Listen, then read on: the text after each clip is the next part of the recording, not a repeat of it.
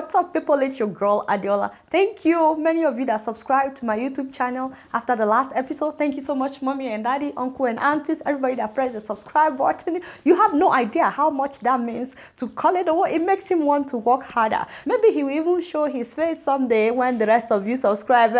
So please press the subscribe button as you are watching. You know, I'm also watching you on Plasma TV. Now let's start with the good news. Did you guys see the newly built Oshodi Transport Interchange? I said this is the kind of news I like to see in Nigeria. If your bus station does not look like this, you need to hold your governor accountable. If your buses don't look this nice, your governor is probably chopping money. Now, if inside of the bus is not as comfortable as this, maybe your governor has no fear of God. Although I know that Lagos State generates more internal revenue than any other state in Nigeria, but you know, such development should not only happen in Lagos. Having said that, this is good. This is really good. Like, honestly, I'm very happy about this, but you know, it can also be better. So please continue to hold your leaders accountable, especially when all those light bulbs start going off. You must to complain, because maintenance is not always part of our dictionary. You know, I wanted to focus solely on the positive news, only for the Imam of Asorok to say killings and kidnappings in Nigeria are a test from Allah. I said, Haba, Imamu, can you imagine last week Ramadan, during this month of Ramadan? How can you say something like that? Would you say something like this if your child were to be kidnapped? These are the people around the president who are supposed to be telling him the truth. No, be so that his government has failed, especially when it comes to security in Nigeria. The same people are blaming God, and everything is now God. The very first responsibility of a responsible government is to ensure the safety of its citizens. No, be so. But during this time of Buhari, kidnappings and rituals have multiplied in Nigeria. Did you guys hear about the dead body that was kidnapped in Rivers State? Okay, that was just, I was like, wait, what? Yeah, it happened. During the funeral procession. This is how bold kidnappers have become in Nigeria. Kidnapping a woman's dead body from the ambulance, taking her to the burial ground. And when the son of the deceased confronted the kidnappers, do you know that they killed him? And they demanded for 1 million naira before releasing the woman's body. Another man confessed to beheading a woman for 4,000 naira. How much is 4,000? Like $11. My people, things are not going well, honestly. And who do you run to? There was one policeman caught on tape saying that even God is happy with armed robbers so long as they give them bribe. We have a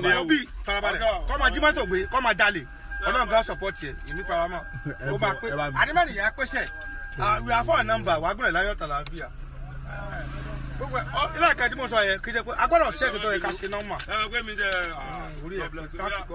You see what I'm saying? Last Sunday, a surgeon at Obafemi Awolowo University in Ife, Professor Adegbeyinde, was kidnapped by Fulani herdsmen on the Ife-Ibadan Expressway.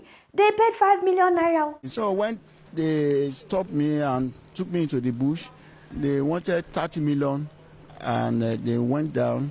So I told them that you have to think and talk at a less price. We started mobilizing, and so they collected 5 million, 45,000 cash. Nowhere is safe anymore, my people. How can Buhari not get that? Even his hometown Dara is not safe. Kosimalara, he doesn't even know that something is wrong. When they kidnapped his in-law the other time, the presidency released a statement that this shows that Buhari's hometown is not given special treatment. I said, Talosia, I want people who is following these people from their village. Is this how you talk? How does that even make sense? Buhari remains clueless about security in Nigeria. A reporter asked him, are we likely to see a different approach in the fight against insecurity, especially kidnapping, which is becoming a big issue now? Listen to his response. Are we likely to see a different approach in the fight against insecurity, especially kidnapping, which is a big issue now, sir? No, I have just seen the IG. I think he is still losing weight, so I think he is working very hard. Mr. President, you don't mean it. You've seen the IG of police. You think he's losing weight, so he must be working hard. Yebo. Ayele. Ayeleo, to think we have another 4 years of this government. We have suffered. We have suffered. I don't get it. Does he think this is a joke, or he just didn't understand the question? Instead of him to fire all the heads of security and appoint effective people, he needs to stop this herdsman madness. Effectiveness is not demonstrated by height or weight. My people, if that were to be the case, we have one of the skinniest presidents in the world. No, so you would think by now Nigeria would have been better than what it is.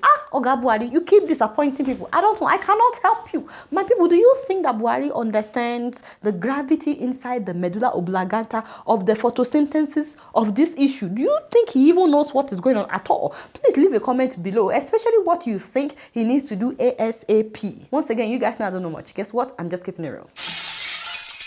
Moving on to Togo, did you guys see what Faure Gnassingbe did? He changed the law to allow him to remain in power till 2030. Father, as in, I don't get it. What is wrong with some of these African presidents? The new constitutional term also says that he cannot be prosecuted, arrested, or detained, or tried for acts committed during his presidential term. Can you imagine? Now he has become untouchable. For the last 52 years, only him and his father have been presidents of Togo. His father was in power for 38 years after he came in through a coup. And then the day that his father died of heart attack on his way abroad for treatment, you would think in 38 years he would build a good hospital. The son declared himself president. It's been 14 years since then. I guess 14 years is not enough. So people of Togo have been protesting now since 2017 that he should step down, only for him to now change the constitution to allow himself to be in power until 2030. Now, it's not just him. The president of Burundi, whose wife is a pastor by the way, also changed the constitution to allow him to stay in power till 2034. And Paul Kagame of Rwanda did the same thing under the disguise of a referendum. They said that it's the people that want him to stay till 2034. I mean, it's funny how some people would condemn the president of Togo, the president of Burundi, but they won't condemn what Kagame did. They say that, oh, Kagame is doing well. So even if he's doing well, does that mean there's nobody else in the whole of Rwanda that can do a good job? This is what I think. I think some African leaders would actually never leave of their own free will unless the people force them to leave, which is why they like to crack down on protesters. They don't want people opposing them or challenging their authority in any way. As for my people of Togo, please don't let this discourage you from continuing your protest. Keep protesting. I mean, look at what's happening. The Arab countries in Africa, Egypt, Algeria, and Sudan. These leaders know that people are waking up. So Togo's president did this out of fear, and it's obvious that people are tired of him. And that's why you cannot give up with your protest right now. Now, if you're not from Togo, I'd like to hear from you what you would do if your president were to be proposing extending his term in office like this. And if a president has tried something like that in your country in the past, how did you prevent it? Now, I've seen so many people say that, oh, Togolese people are too gentle. How can they accept something like that? That's not the case. In Nigeria, for example, we have population advantage. The whole of Togo is about 8 million. So many states in Nigeria have more people than they have in Togo. Think of how hard it is for some states in Nigeria, for example, to get rid of a godfather. Sometimes it takes decades to get rid of a godfather. It's something like that. I mean, it's harder to fight a dictator if, let's say, because of the population of your country, you only have one telecommunication company. I mean, the government can easily switch off the internet. They can easily control the media. They control the police. They control the military because it's a small country. So it's not like the people are gentle or they want it. No, which is why I like to know what you guys would do if something like this were to happen in your country. You guys not don't know much. Guess what? I'm just giving it real. Moving on to South Africa, if you've been following the news, you know that Caster Semenya, the 28-year-old middle distance runner and 2-time Olympic gold medalist, has been facing all kinds of legal battle with the International Association of Athletics Federation. There is a growing backlash over a landmark ruling against Olympic gold medalist Caster Semenya. The sports world's highest court ruled yesterday that Semenya must take medication to reduce her unusually high testosterone level if she wants to compete. The court called its decision on the South African runner acceptable discrimination. Wait, what? The court called its decision on the South African runner acceptable discrimination. Can you imagine? They want her to take suppressants or compete with men. Why is it that when a woman is stronger than some people's expectation, suddenly they have a problem? I don't get it. It's like women are just expected to be average. This debate has been going on for a long time, by the way. In 1936, an American runner, Helen Stevens, was accused of being a man disguised as a woman simply because she never lost a race in her entire career. And that was the beginning of gender inspection at the Olympics. Of course, she passed the inspection, and the same thing happened to a Polish runner, that is Stella Walsh. In the 40s, they started asking for femininity certificate from women at the Olympics.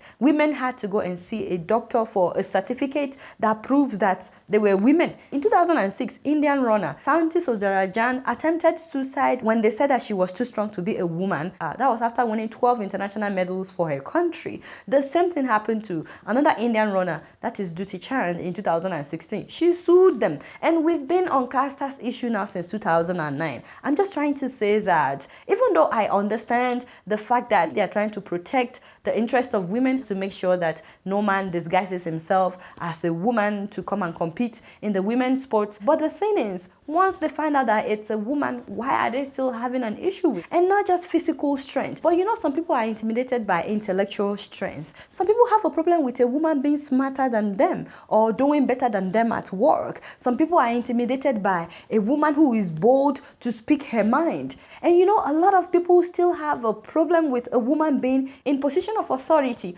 like becoming a president. I don't get it. Why is it that when men are good in sports, it's not a problem? No, I mean, how's the IAAF going to force a woman to chemically alter her natural hormones because they say she's too good?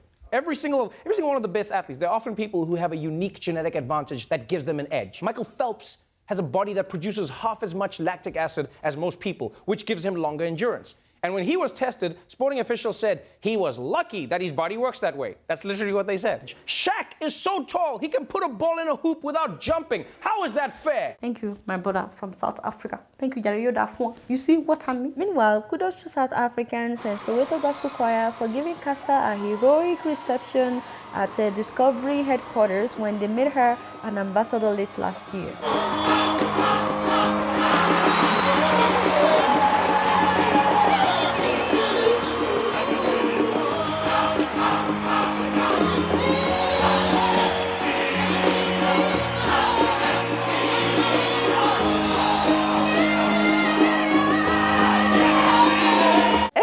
That is a country that appreciates its heroes. We need more of that. I really hope that the International Association of Athletic Federation would reconsider. You guys know I don't know much. Guess what? I'm just keeping it real. Huge announcement for all my people in the Boston area. Your girl has been invited back to Harvard Medical School. Oh yeah! They invited me. They invited me to speak last year, and of course I received my 7 degrees just like my uncle Dino Melaye. Oh, by the way, Uncle Dino, I am very sorry on the passing of your mom. Jokes aside, it's heartbreaking. May she rest in perfect peace. Please accept our condolences. But have been invited back this year to come and speak again. I mean, I don't know why they are not tired of your girl. So if you're in the Boston area, the conference is from May 24th to 26th, and I will be speaking on the 24th Friday night, and you can still register up to 3 days to the event. Last year, I got to meet people from several African countries, and I really appreciate that. Also, if you live in Calgary, Canada, so your girl is coming on June 7th. Yeah! They want me to be the keynote speaker at the annual Professional Networking Dinner of Nigerians in Diaspora Organization Calgary chapter. And Koledowo accepted the invitation. So who am I to say no? Who am I to not show up? So if you live in Calgary and you're yet to register for this event, this is your chance to meet Koledowo live and direct. Because as you guys are aware, whenever I'm giving a speech, he is out there making friends, meeting with people. So please register on their website. It's nidoacalgary.com. Spot is limited at this event, and I would love to meet you. I mean, Koledowo would love to meet you guys. So yes, we are coming to Calgary, Canada. By the way, Koledowo, do you have your visa? Wait. Egbami. Which one is Please, excuse me, I'll be right back. Call it a So this is a paid announcement, but ladies and gentlemen, Playback Nigeria wants me to tell you about an opportunity for your child, and parents can also come along to visit the country of Latvia for 10 days. It's happening this summer, August 21st to the 31st, and this is an educative and cultural exchange program for kids ages 7 to 20. It's organized by Playback Nigeria, an art-based organization that uses theater to spotlight all kinds of issues in our society and to promote healing, psychosocial support, basically using theater for advocacy. You know, I've spotlighted them before on this show because they're doing an amazing job. Playback is an organization that exists in so many countries, not just Nigeria. So this particular event that is taking place in Latvia is organized by the Playback company in Latvia, with people coming from Ukraine, UK, Estonia, Sweden, Nigeria, and other parts of the world. The cool thing is Playback Nigeria says if you don't want your child to come alone, you can come with your child, so long as there is spot available because kids are the priority. So this is a huge opportunity, I think, because first of all, they handle the visa issue, so your child doesn't have to attend an interview, and if you want to come with your child, you also don't have to attend an interview to get the visa, and the visa is guaranteed because they are working with the government of Latvia to ensure that anyone that is attending this event gets a visa. Now the fee is 950,000 naira per applicant. That's about $2,650 because it includes the air flight ticket. But if you prefer to buy your own child's plane ticket, or yours if you're coming with your child, then all you have to pay is 500,000 naira, which is about $1,400. Now that covers the visa fee, accommodation in Latvia, feeding for 10 days, ground transportation in Latvia, excursion in Latvia, learning basic Latvian language, learning basic Russian language. Your child will also spend some days with a host family to learn about their culture, attending the International Playback Theatre Camp where they would meet and perform with children from other countries, the group t-shirt, and so on and so forth. So that's what the 500,000 naira will be for. Keep in mind that Latvia is a country in Europe, so whoever is interested in going will be getting a Schengen visa, which is a visa that will allow your child and you, if you come along, to visit 26 countries. Basically, you can use the same visa to visit Norway, Italy, Germany, Switzerland, Spain, Netherlands, Finland. So if you're planning on having your child study abroad someday, this is a really good opportunity for them to build their travel history. Now, although the visa is guaranteed for all attendees, it is left for the embassy to decide whether it will be multiple entry visa or single entry visa. So if you're interested in this opportunity, spot is very limited. I'm so sorry, but they're only taking 25 people. And remember that the kids are the priority. Don't worry, by the way, they have medical practitioners going with them to look after your kids. So parents' spots depend on first come, first serve. Also, no slot is reserved until you pay at least 500,000 naira. So if you're interested, send them an email, and if you decide to buy your child's plane ticket or your own plane ticket if you're coming along with your child, please keep in mind that it is compulsory that you travel with the group. They are not taking any chances of people getting to Europe and disappearing. If you live in another African country, by the way, and your child is interested, send them an email as well. They will provide support and help you in getting a visa as well. You guys not doing much. Guess what? I'm just keeping it real. So, good news for all my viewers in the United Kingdom. Yes, Wave has finally launched in the UK. Yes, wonderful. From London and all over the UK, you can now send money to Nigeria, Ghana, Tanzania, Kenya, and Uganda for free, all on your cell phone. And if you use my name Adeola as promo code when you sign up for the first time, they will add $5 to what you're sending to your loved one. But you have to enter the promo code before your first transaction. Otherwise, you lose the $5. And the person would receive it within 5 minutes. If the person were to be in Nigeria, then they will get the money directly in their Nigerian bank accounts. If Wave is not operating in your country yet, don't worry. They are working on it. I told you I got your back. You guys not doing much. Guess what? I'm just keeping it real. So before I sign out, please let me know where you're watching this show from. I'm always excited when I see people watching the show from different parts of the world. It's like, what? Oh, you are famous. People are watching you from Bulgaria. Also, please don't forget to press the subscribe button. It will take you 2 seconds and it will really help Koledowo to work harder for you guys. Alright, y'all, it's been real and I'm keeping it real right up in here. Don't forget to follow me on Facebook, Twitter, and Instagram. Until next time, I must see y'all later. Peace out.